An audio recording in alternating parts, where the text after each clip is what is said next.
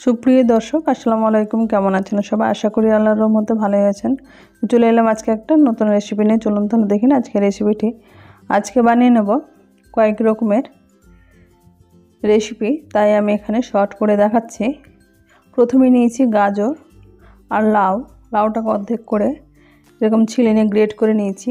গাজরটাকে আমি গ্রেটারের সাহায্যে এরকমভাবে গ্রেট করে নিয়েছি। এখন ঘিয়ের মধ্যে এটাকে ভেজে নিলাম। 2 চামচ মতো ঘি গরম করে নিয়ে তারপর আমি গাজর লাউ এটাকে দিয়ে এরকমভাবে ভেজে নেব। হালকা এটা ভেজে নেওয়ার পরে এখানে মোটামুটি 2 লিটার মতো দুধ আমি দিয়ে দিলাম। দুধটা আগে থেকে জাল করে রেখেছিলাম।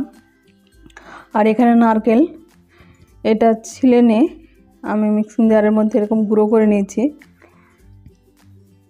এখন এখানে আমি গুঁড়োটা দিয়ে দিচ্ছি 3 থেকে 4 চামচ মতো দিয়ে এরকমভাবে ফুটিয়ে নিলাম। ভালোভাবে সেদ্ধ হয়ে গেছে। এইদিকে আমি মোটামুটি 5 থেকে 6 চামচ মতো গুঁড়ো পাউডার দুধ, এটা হালকা গরম দুধের মধ্যে এটাকে গুলে নিলাম। এটা অনেক দিনের হয়ে গেছে বলে একটু জমাট হয়ে গেছে, তাই এটা ছেঁকে নিয়ে এগুলো আমি চামচের সাহায্যে ভালোভাবে ভেঙে দেব। আর এখানে মোটামুটি 250 গ্রাম মতো চিনি নিয়েছি, সেটা দিয়ে নেড়েচেড়ে ওভেন বন্ধ করে দেবো। এইদিকে আমি চিলি চিকেন বানানোর জন্য এখানে মোটামুটি 1 কিলো মতো মাংস নিয়েছি। মাংসটাকে আগে থেকে লবণ হলুদ আর কর্নফ্লাওয়ার দিয়ে মাখিয়ে রেখেছিলাম 2 ঘন্টা আগে। এখন এটাকে ভেজে নিচ্ছি। এইদিকে রোস্ট বানানোর জন্য এটা দেশি মুরগি আছে, দেশি মুরগির এরকমভাবে রানগুলো আর যে ডানার অংশটা থাকে সবগুলো বুকের মাংসগুলো এরকম বড় বড় পিস করে নিয়ে এখানে লবণ হলুদ আর দই দিয়ে এটা মোটামুটি 3 ঘন্টা আগে মাখিয়ে রেখে দিয়েছি। এরকমভাবে যত বেশি আগে মাখাবে তত বেশি এখানে রোস্টটা বেশ খেতে ভালো লাগে। চাইলে আপনি এখানে পোলট্রির মাংস যেটা বলছে ব্রয়লার মুরগি সেটা দিয়েও এটা বানিয়ে নিতে পারেন। আমার এখানে ছোট ছোট দেশি মুরগিগুলো ছিল, তাই এখানে এরকমভাবে ভিজিয়ে রেখে দিলাম। এখন ওভেনে কড়াইতে তেল দিয়ে তেলটা ভালোভাবে গরম হয়ে গেছে। এখন লেগ পিসগুলো প্রথমে দিয়ে এরকমভাবে তেল বরাবর এরকমভাবে ভেজে নেব। এখানে মাংসটা দেওয়ার পরে কিন্তু মিডিয়াম ফ্লেম করে দিয়ে উল্টে পাল্টে ব্রাউন কালার করে এরকম ভেজে নেব, যাতে মাংসটা না পুড়ে। এরকম ব্রাউন কালার করে ভাজা হয়ে গেছে। এখন মাংসগুলো উঠিয়ে নেব। একই রকমভাবে সবগুলো মাংস যে দইগুলো লেগে থাকে সেগুলো একটু ছাড়িয়ে নিয়ে মানে যে ঝোলের মতো হয়ে গেছে সেটাকে নিংড়ে নিয়ে এরকম ভেজে নিতে হবে। অন্যদিকে একটা কড়াই বসিয়ে এখানে আমি সরিষার তেল দিয়ে দিয়েছি। এখানে অল্প পরিমাণে দিয়েছি 8টা মতো এলাচ এখানে থেতো করে নিই আর এক পিস দারচিনি এটা দিয়ে 2টো তেজপাতা অর্ধেক করে এখানে কয়েক সেকেন্ড এটাকে ভেজে নেব। এখানে এলাচের ফ্লেভারটা চলে এসেছে। এখন এখানে মোটামুটি 15 থেকে 20টা মতো পেঁয়াজ এরকমভাবে স্লাইস করে কেটে নিয়েছি। আর পেঁয়াজগুলো দিয়ে পেঁয়াজটা যাতে তাড়াতাড়ি সেদ্ধ হয় তাই আমি এখানে 1/2 চামচ মতো লবণ দিয়ে এটাকে ভেজে নেব। এখানে তেলটা কম আছে, আমি মাংস ভেজেছিলাম যে তেলটা সেই তেলটা এখানে ব্যবহার করে নেব। পেঁয়াজটা মোটামুটি ভাজা হয়ে এসছে। এখন যে তেলগুলো মাংস ভাজা ছিল সেই তেলটা কিন্তু আমি ব্যবহার করে নেব। এইদিকে মাংসের জন্য আমি দিয়েছি লবণ, হলুদ গুঁড়ো, কাশ্মীরি লঙ্কার গুঁড়ো, কাঁচা লঙ্কার গুঁড়ো বাটা, জিরা গুঁড়ো, ধনে গুঁড়ো। এখানে জিরা ধনে 3 চামচ করে 6 চামচ টোটাল নিয়েছি। এখন সব মশলাগুলো পেঁয়াজটা ভাজা হয়ে গেছে।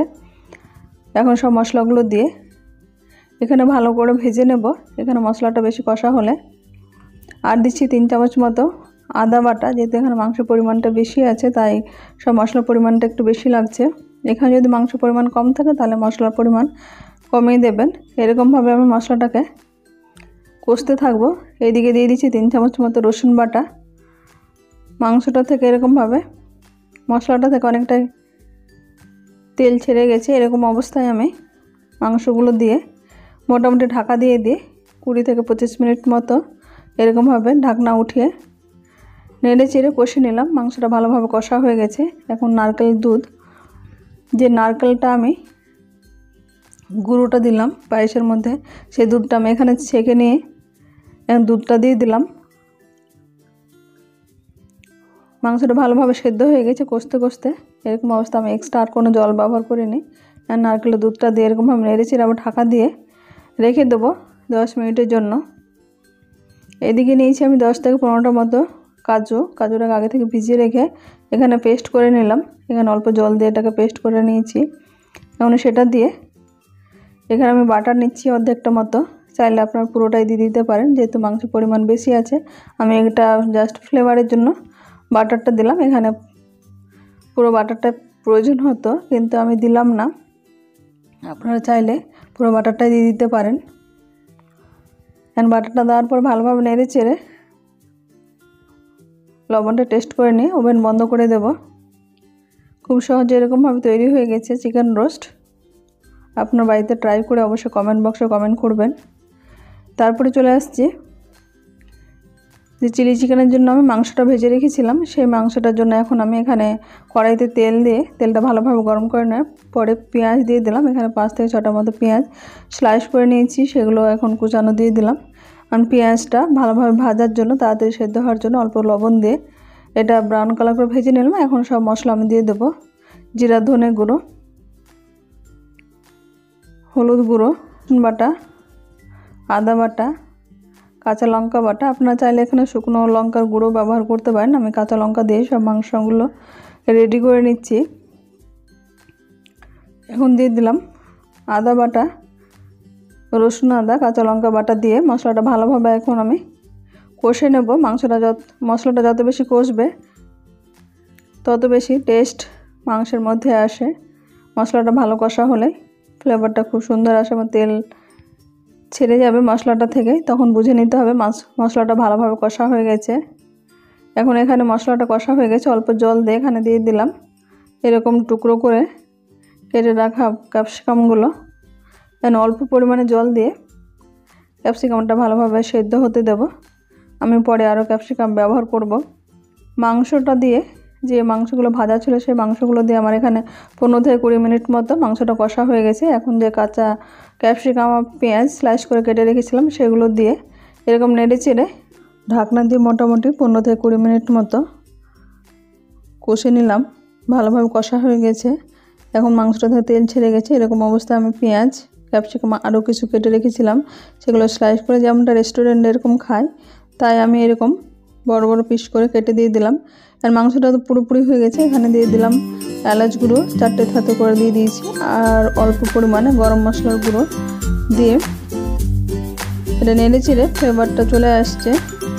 এরকম অবস্থায় এখন আমি দিয়ে দিচ্ছি সোয়া সস 2 চামচ মতো, আর দিচ্ছি টমেটো সস দিয়ে এটা নেড়ে নিলাম। এখন এখানে দিলাম আগে থেকে গুলে রেখেছিলাম কর্নফ্লাওয়ার, নর্মাল জলে 3 চামচ মতো কর্নফ্লাওয়ার দিয়ে এটাকে গুলে নিয়ে এখন চিলি চিকেনের মধ্যে দিয়ে দিলাম। এটা দিলে কিন্তু সঙ্গে সঙ্গে জবা মাটির মতো থলথলে হয়ে যায়, তাই এটা দিয়ে সবসময় ফ্লেম কমিয়ে নেড়ে চেড়ে ওভেন বন্ধ করে দেবো। খুব সহজে তৈরি হয়ে গেছে চিলি চিকেন।